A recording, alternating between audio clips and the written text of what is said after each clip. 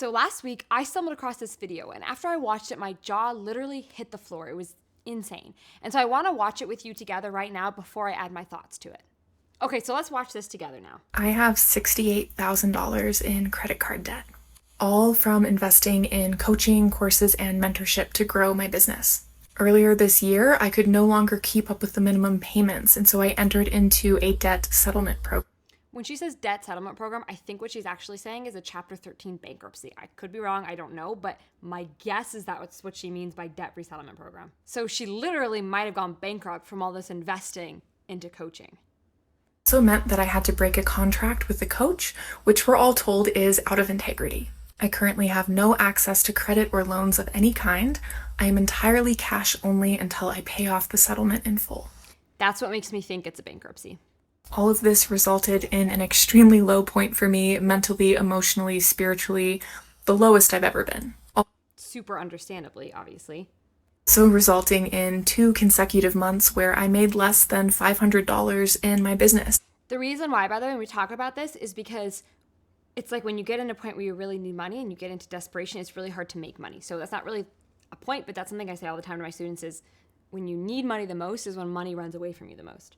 And had to borrow money from my family. For context, I had always been very traditionally smart with money and credit for my entire life up until entrepreneurship.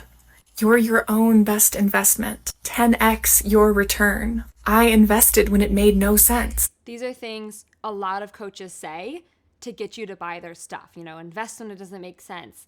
Put it on credit cards. We'll talk about this.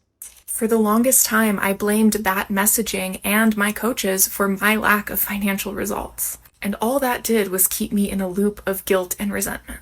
Because the truth is that I was the common denominator in all of those investments. That right there is what made my jaw fall to the freaking floor, because I have never seen ownership, radical ownership, in my life. I've never seen anything like this. And I want to talk about it. I have a lot to say about this. But that sentence right there, I was the common denominator in all of those investments that didn't work, is unbelievable to me as somebody that's been doing this for 10 years. I was in awe. The truth is that I didn't get a return because of me. And now I know exactly why. So she's $70,000 in debt, potentially in bankruptcy, in a debt resettlement program for sure, potentially in a bankruptcy because of all this investing in coaching. And she's the one that says, I was a common denominator and the reason all this coaching didn't work, which just blows my mind. And so what I want to say before I do this is, number one, she gave me permission. I reached out to Amanda and she gave me permission to make this video. So we're going to put this on the screen here. I want you to see that we got permission from Amanda to make this video. She's a beautiful soul. I've connected with her and we've talked back and forth for a little bit. And that's the second thing that I want to make sure that it's really clear is my intention in making this video is not to comment on Amanda's choices that are different than what I would have chosen to do. My intention is to share my opinion on the coaching industry as a whole, not on Amanda specifically. I'm going to talk about some of the problems in the coaching industry and things I don't think you guys should do, you who are watching this. I want to save you from making some mistakes that some people have made. And so I want to make sure that's really intentional because Amanda's a beautiful soul. I really like her. I'm really impressed by her. I am in awe of her accountability and her vulnerability. And so I want to make sure that we're using her story to help us all make better choices and improve our coaching industry as a whole. Okay, so here's how I'm going to do it. I've got some opinions that I wrote down after watching this video, and I'm going to share them exactly like that. They're my opinions. So you can have different opinions, and that's fine. I am somebody who, I'm going to flex for a minute. I have run a 7-figure business for almost 4 years in a row now. We've pulled in over $5 million in cash over the last 2.5 years, I think is what it is. And I've done that completely debt-free.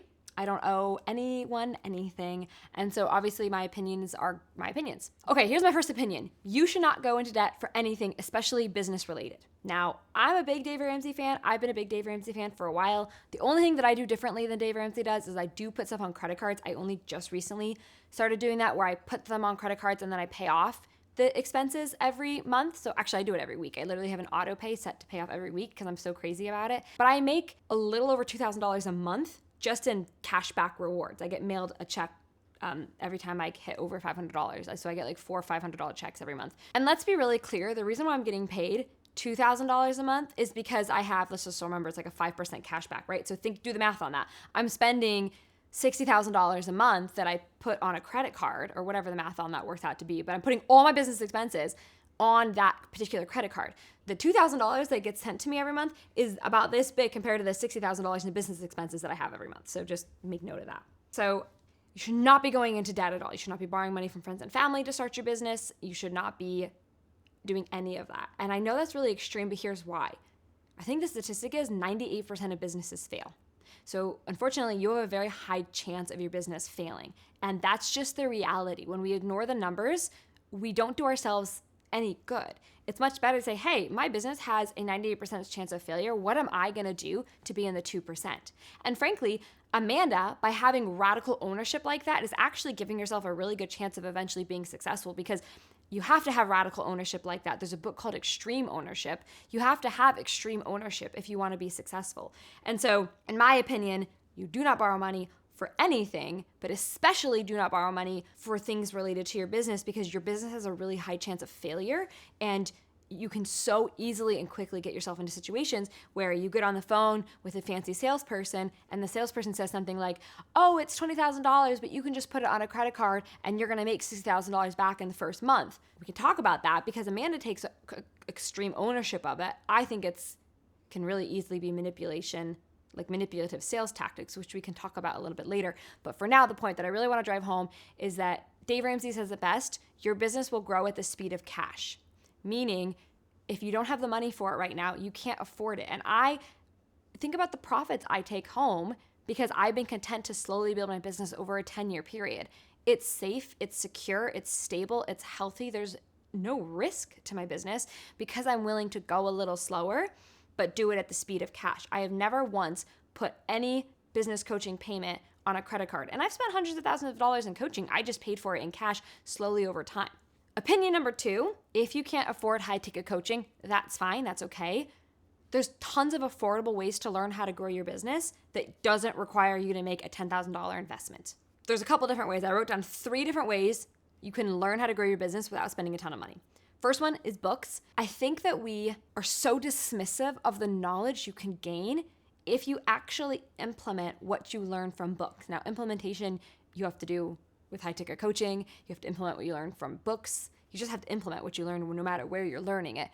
And I think a lot of people are really slow to implement what they learn from books because they only paid $15 for that book. They don't value the incredible knowledge that you get from that book. So I have 2 books that I think everybody should read. They're the books that taught me the most. They're applicable to everybody at any business level, even if you're just getting started. The first book is Ready, Fire, Aim. I recommend this book all the time. We'll put it on the screen here. It's a book that teaches you basically read the section of the book where you're at. So if you're making $0 to $1 million, it teaches you what to do to take your business from 0 to 1 million. If you're making 1 million to 10 million, which is the range I'm in, it teaches me what I need to do to go from a 7-figure business to an 8-figure business. And so I'm very focused in my lane working on that. And then it teaches you what to do to go from a $10 million business to a $100 million business. So that book right there is a business education for $10. Go grab it. Second book I recommend is by Dave Ramsey. It's just a really solid book that teaches you how to avoid situations that can cause us to be in, $70,000 of the debt. It's called EntreLeadership by Dave Ramsey. And to me, I learned extremely practical, stable business knowledge from him. So I really do see him as a mentor. I've only ever listened to his podcasts for free, or I've bought a $10 book. I've never paid anything more from him, but I consider him to be one of the greatest mentors of my business and my career. And I'm daily grateful for his wisdom. I literally listen to him every single day. I'm obsessed with him, and I've been obsessed with him for years. And he's caused me to just create wealth for my family, but the potential to create even more wealth. I'm extremely clear on what I need to do to become a very wealthy woman, and I'm okay for that to take a long time because that's how I'm going to do it in a really stable, steady way.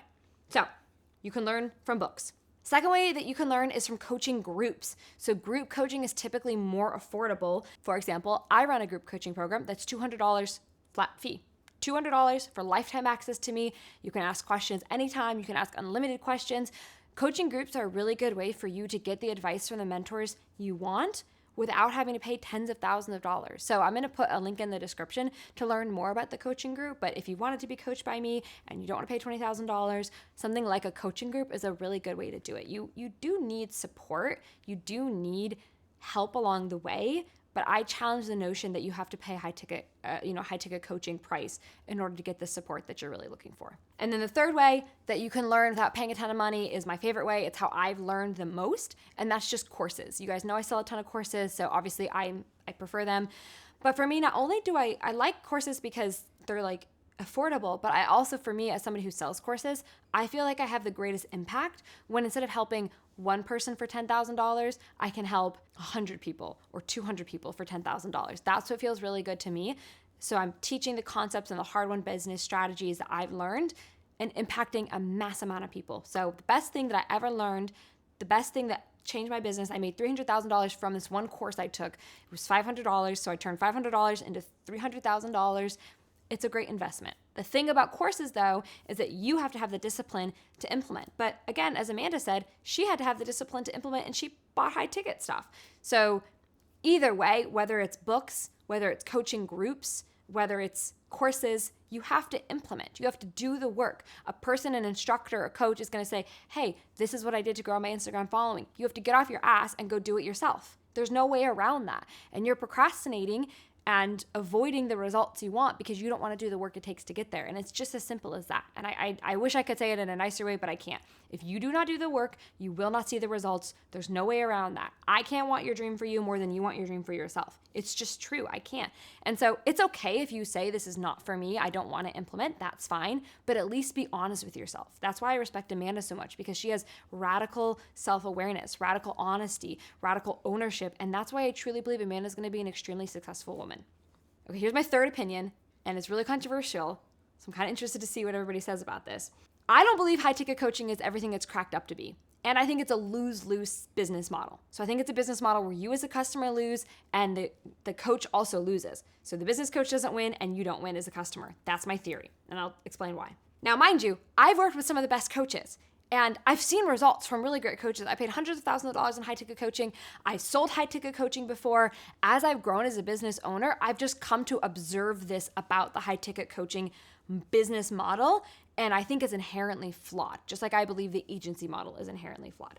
So here's why high-ticket business coaching is a lose-lose. The more successful a coach gets, the less access you have to them.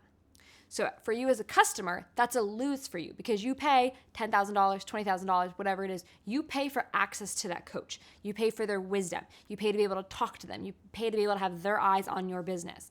And so the more successful a coach gets, the less access you're going to have to them. Even if they aren't honest with you about that, it's just a matter of numbers. If I have 10 students, I can give 10 students better attention than if I have 1,000 students, obviously. And so it's a lose for you because you want to work with the successful coaches. You don't want to work with the unsuccessful coaches who have a ton of time on their, free time on their hands, because if they have that much free time on their hands, they're clearly not very good at their job. But at the same time, the more successful that coach gets, the more you lose because the less access you have to them. So it's a lose for you because the people you really want to work with are too busy to work with you properly. It's a lose for the high ticket coach because they have a scaling issue. They can never properly scale their business because if they want to do a good job, right? A lot of coaches do. They want to do a good job. They want to give each student proper attention. They're capping themselves out, right? They really, the only way they can scale is to keep charging a little more, but we all know eventually you reach a threshold there.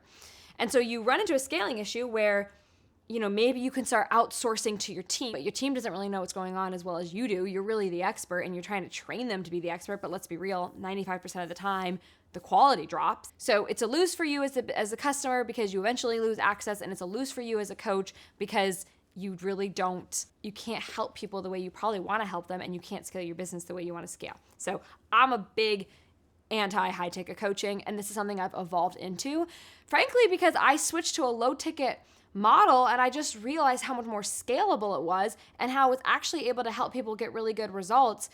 The results I wanted them to have when I was charging high ticket prices, they were getting that with a $500 course. And so my thought process was, why not just do a course, help way more people, take a lot of pressure off of me as a business coach, and just have a business model that's actually truly scalable? Because I can put 5 students, 500 students, 500,000 students in the same course, and they're all going to have the exact same experience, and that is a very scalable business model. Speaking of my business model helping, let me show you when I reached out to Amanda. So I asked Amanda if I could share this video, make this video, and she says, Thank you for your work and your offers, meaning my low ticket offers.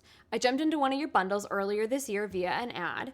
It was my 24 courses for $24 one. And I was blown away by the amount of value I received for the price. I think it was like $40. So she might have got like a little upsell or something. So specific, simple, and easy to implement. Made it very clear to me that you're not just a great marketer, you're a great educator and coach too. And it meant a lot for me to hear that, because to me it just reiterates how I feel about low ticket coaching, that it can get the results that people are looking for at a fraction of the cost with much greater impact. And it's a win for me because it's truly less work for me. It's more scalable for me. And it allows me to feel good about each and every customer experience because I can control that at scale. We started collecting the data. It's been almost a year since we've really fully switched over to low ticket coaching.